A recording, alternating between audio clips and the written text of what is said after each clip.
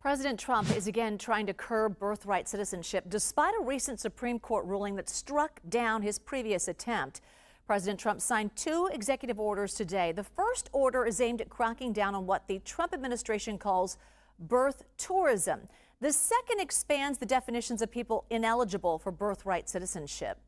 So back in June, the Supreme Court ruled President Trump's executive order seeking to limit birthright citizenship was unconstitutional. CBS News legal contributor Jessica Levinson joining us live now. Jessica, what makes these new executive orders different than the first one that was struck down by the Supreme Court?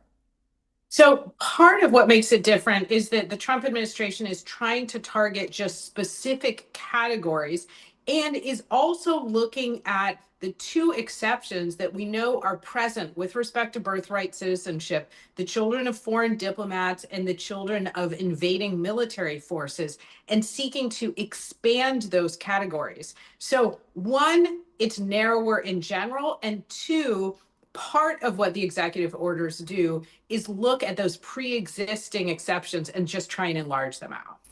So what types of legal challenges can we expect to see play out as a result of these orders?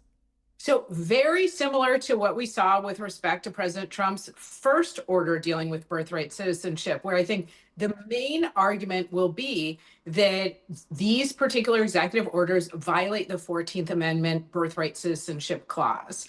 And there will be other detailed challenges as well, but the main one will be this is not constitutional. You know, we've heard a lot about birthright citizenship, but not about birth tourism. Can you expand on that? So this is the idea that pregnant women come to the United States for the purpose of giving birth to children who become U.S. citizens. We should note that this is already illegal under immigration law. And so what this would do is essentially try and say that even if parents, not children, obviously, if parents are seeking to violate federal immigration law, that creates an exception to the 14th Amendment birthright citizenship clause.